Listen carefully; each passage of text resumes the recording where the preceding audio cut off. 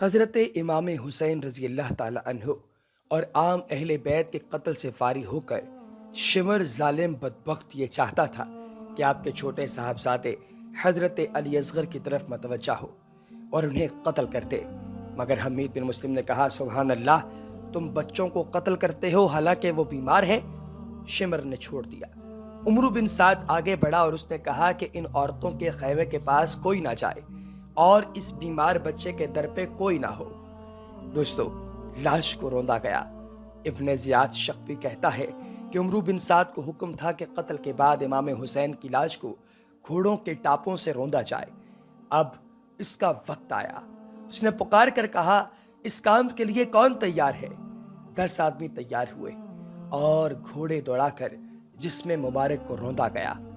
جنگ کے خاتمے پر مقتولین اور شہداء کی تعداد شمار کی گئی تو امام حسین رضی اللہ تعالی عنہ کے اصحاب میں 72 حضرات شہید ہوئے اور عمرو بن سعد کے لشکر کے 88 سپاہی مارے گئے۔ امام حسین اور ان کے رفقا اہل غاصریہ نے ایک روز بعد انہیں دفن کر دیا تھا۔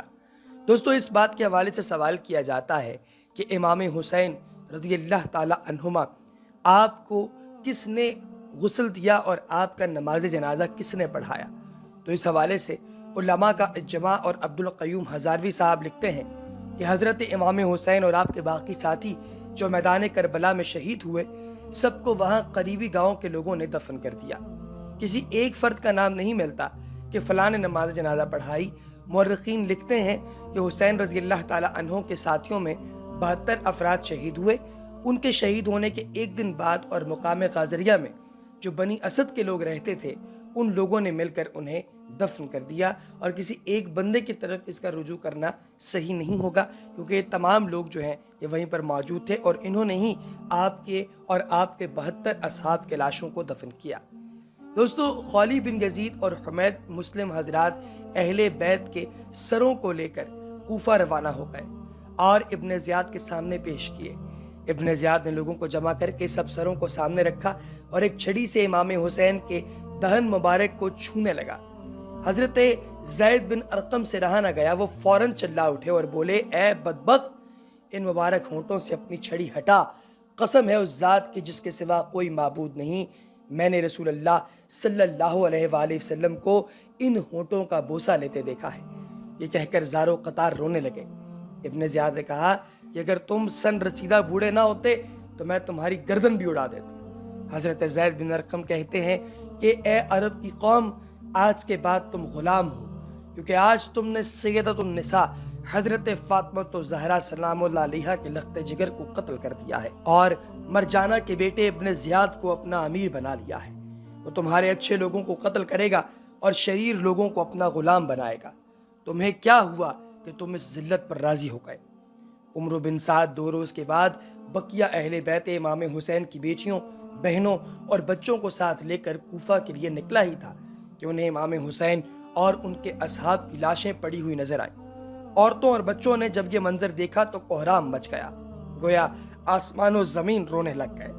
عمرو بن سعد نے جب اہل بیت کو ابن زیاد کے سامنے پیش کیا تو اس وقت امام حسین کی ہمشیرہ حضرت زینب نے بہت میلے اور خراب کپڑے پہن رکھے تھے اور ان کی باندیاں ان کے ارد گرد تھیں۔ وہ ایک طرف جا کر خاموش ہو کر بیٹھ گئیں۔ ابن زیاد نے پوچھا یہ ایک طرف جا کر بیٹھنے والی کون ہے علیحدہ؟ حضرت زینب نے کوئی جواب نہ دیا۔ ابن زیاد نے 3 مرتبہ اس طرح دریافت کیا مگر حضرت زینب خاموش رہیں۔ جب کسی باندی نے کہا کہ یہ زینب بنت فاطمہ ہے تو ابن زیاد بولا شکر ہے اللہ کا جس نے تمہیں رسوا کیا اور قتل کیا اور تمہاری بات کو جھوٹا کیا۔ اس پر حضرت زینب رضی اللہ تعالی عنہا کڑکدار لہجے میں بولی شکر ہے اس اللہ کا جس نے ہمیں محمد مصطفیٰ کے نسب سے شرف بخشا، اور غصے سے کہنے لگیں کہ قرآن مجید میں ہمارے پاک ہونے کو میرے مالک نے بیان کیا، رسوا وہ ہوتا ہے جو اللہ کی نافرمانی کرے۔ یہ سن کر ابن زیاد غصے سے بھڑک اٹھا اور کہنے لگا اللہ تعالیٰ نے مجھے تمہارے غیظ سے شفا دی اور تمہارے سرکش کو ہلاک کیا۔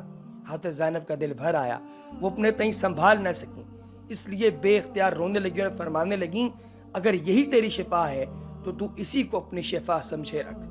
دوستو، اس کے بعد ابن زیاد علی اصغر کی طرف متوجہ ہوا اور پوچھا کہ اس کا نام کیا ہے؟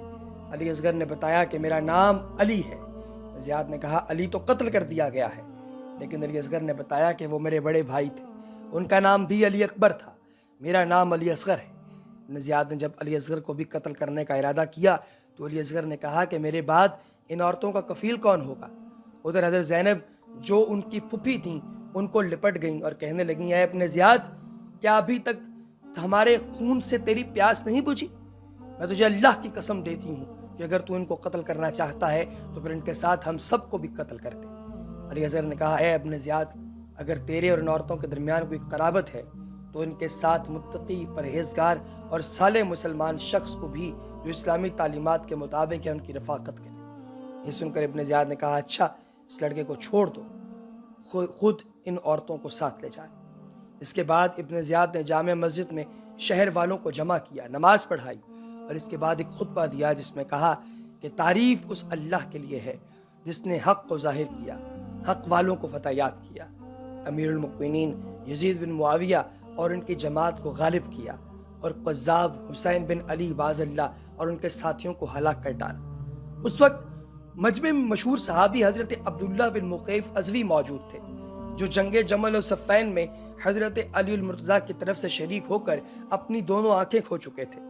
ہمہ وقت مسجد میں پڑے رہتے، اٹھ کھڑے ہوئے اور چلا کر کہا اللہ کی قسم اے ابن زیاد، قذاب ابن قذاب تو ہے کہ نہ حسین بن علی، تم لوگ انبیاء علیہ السلام کی اولاد کو قتل کرتے ہو اور صدیقین کی سی باتیں کرتے ہو۔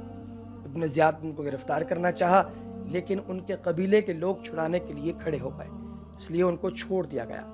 ابن زیاد کی شقاوت نے اسی پر بس نہیں کیا بلکہ حکم دیا کہ امام حسین کے سر کو ایک لکڑی پر رکھ کر کوفہ کے بازاروں اور گلی کوچوں میں سرعام گھمایا جائے تاکہ سب لوگ دیکھ سکیں۔ چنانچہ یہ سب کچھ بھی ہوا اور پھر اس کے بعد ابن زیاد نے امام حسین اور آپ کے دیگر اصحاب کے سروں کو یزید کے پاس ملک شام بھیج دیا اور ان کے ساتھ اہل بیت کی عورتوں اور بچوں کو بھی قیدی بنا کر روانہ کیا۔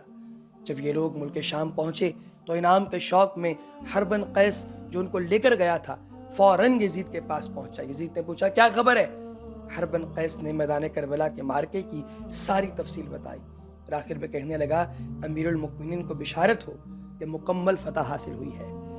اہل بیت بہت سارے کے سارے مارے گئے اور ان کی ساری عورتیں اور بچے قیدی بن کر حاضر ہیں۔ یزید پلید نے جب یہ سنا تو اس کی آنکھوں سے آنسو بہنے لگے اور وہ حرب بن قیس سے کہنے لگا میں فقط تم سے اتنی اطاعت چاہتا تھا کہ اہل بیت کو قتل کیے بغیر صرف گرفتار کر لیتے۔ اللہ تعالیٰ ابن زیاد پر لعنت کرے اور اس نے ان عورتوں اور بچوں کو بھی قتل کر ڈالا۔ اللہ کی قسم اگر میں وہاں ہوتا تو انہیں معاف کر دیتا۔ اللہ تعالیٰ معاف فرمائے۔